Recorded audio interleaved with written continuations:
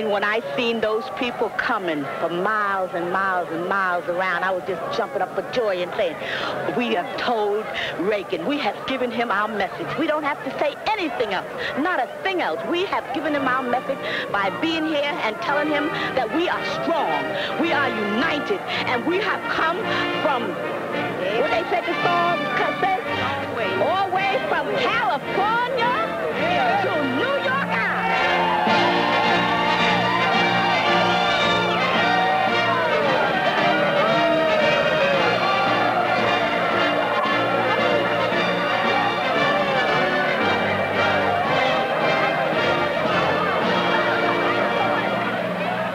It started in Washington on Solidarity Day, when over 400,000 of us gathered on the Mall to protest Reaganomics. With our civil rights allies, religious organizations, women's groups, senior citizens, and youth, we said we are one in our commitment to restore a fair and compassionate government.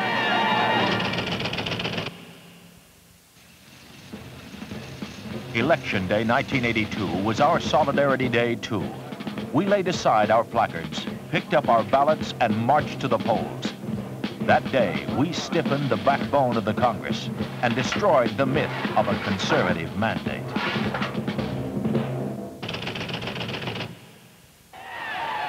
On Labor Day 1983, we demonstrated our solidarity at the grassroots. We said we will be heard, and we were. In 151 cities in all 50 states, over 1.3 million trade unionists, their families, and their friends reclaimed Labor Day as our holiday. We came together to honor all of those who work for a living, the men and women who have built America and made her great. We came together across the nation with a unity of purpose. Solidarity forever. We were there. From Fifth Avenue in New York to Main Street in every corner of the land. Skilled craftsmen, school teachers and hospital workers, service employees, production workers, spacecraft technicians, city, state, and federal employees, postal workers, engineers, and computer operators.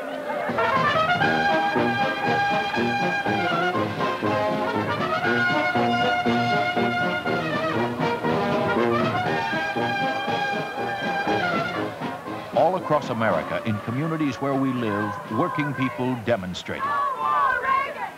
The day was a celebration of pride and high spirits. It was a day of unity and determination. Most of all, it was a reaffirmation of the solidarity of the labor movement. That solidarity was in full force again after the AFL-CIO convention, when union after union rose to reflect the views of its membership and spoke out in favor of Walter Mondale as Labor's candidate for president in 1984. United in endorsing Walter Mondale, the men and women of America's labor movement are determined to make their voices heard in the struggle for jobs, fairness, and equality. To the delegates of the convention, Walter Mondale made a pledge. We're ready to build the strongest, most productive economy in the world again. That's what our campaign is all about. We're ready to work for America, and I'm ready to be the president who puts America back to work.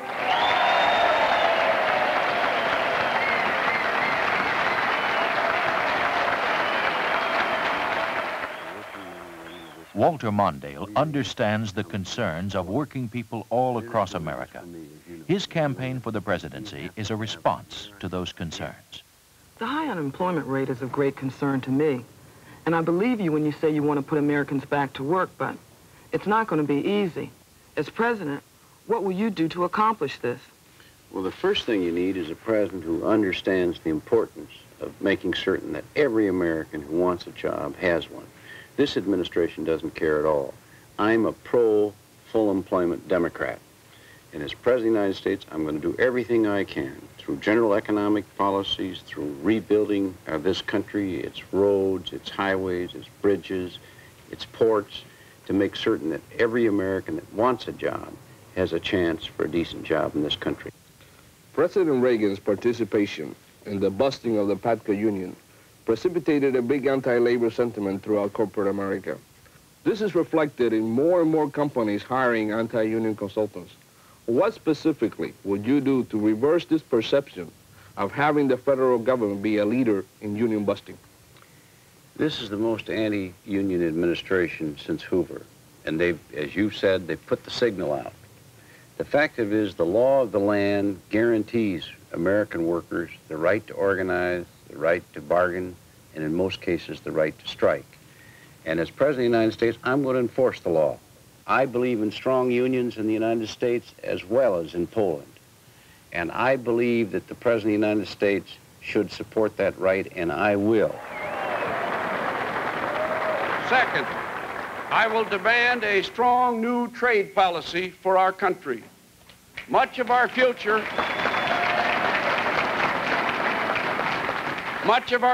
is trade. I will match other countries' export subsidies, product for product, and dollar for dollar.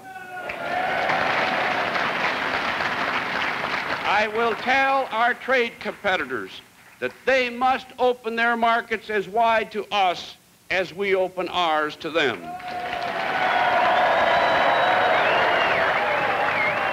We've seen some economic recovery, but we haven't seen much to help the basic industries like auto, steel, and electronics. As president, what will you do to help to protect these industries from unfair foreign competition and to retrain workers that have been displaced?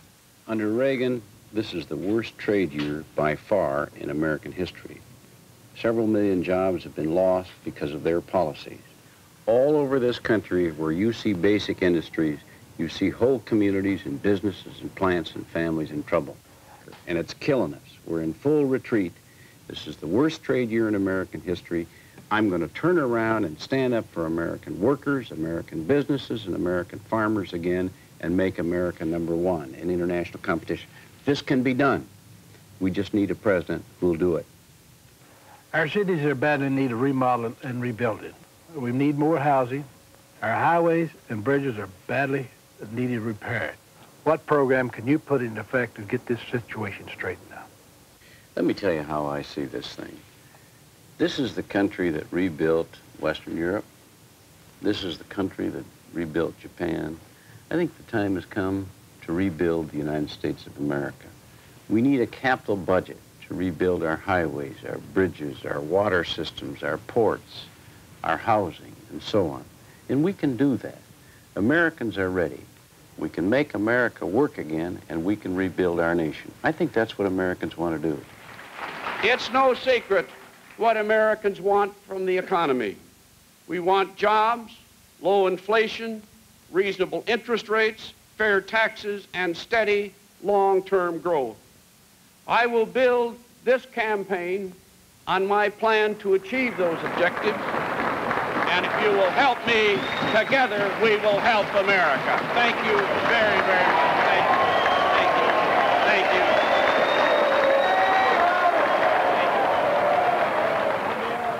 The workers have been getting the raw end of the deal. We're out of work, especially the young people. The tax cuts have only helped the wealthy, and the standard of living is slipping. What can someone like myself expect for the future? Your future should be as rich as any in American history. Several things are needed. First of all, fair taxes, the point you brought up. Under Reagan, if you make $200,000 a year, you get $60,000 in tax relief. If you make $30,000 a year or less, your taxes, all of them considered, actually went up. That's not fair. And then with the shortage of revenues, they cut such things as student assistance and education and training and Social Security and job safety, things that help people.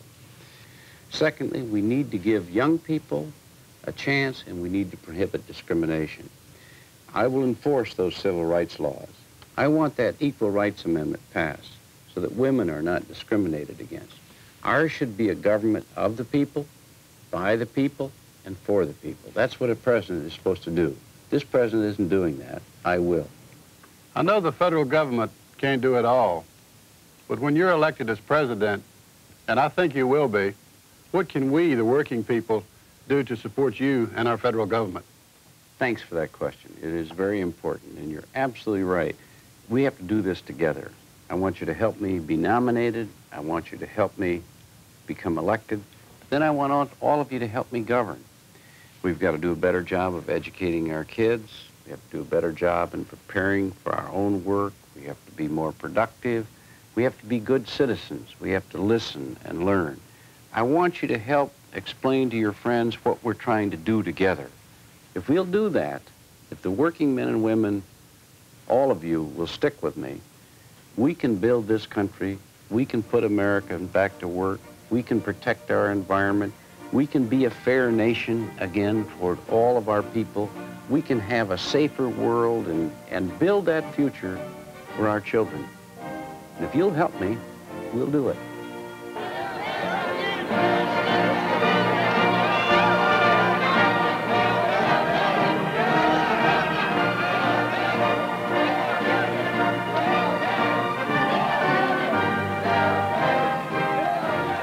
Walter Mondale represents the hopes of all working men and women.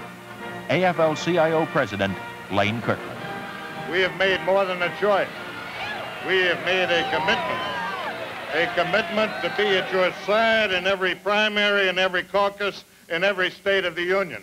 And when you have won the Democratic presidential nomination, we shall be at your side every step of the way to Inauguration Day, and from there to a new day for the working people of America.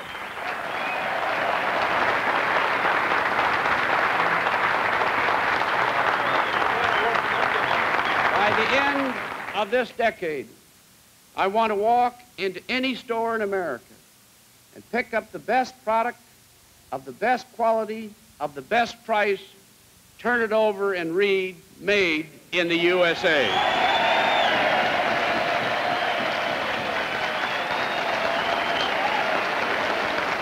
I have a vision for our country, and I know how to lead us there. I know where the talent is.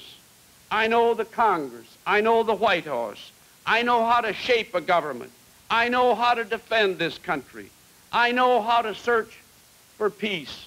I know who our friends are. I'm on to our enemies. And I know myself. And I am ready. I am ready to be President of the United States.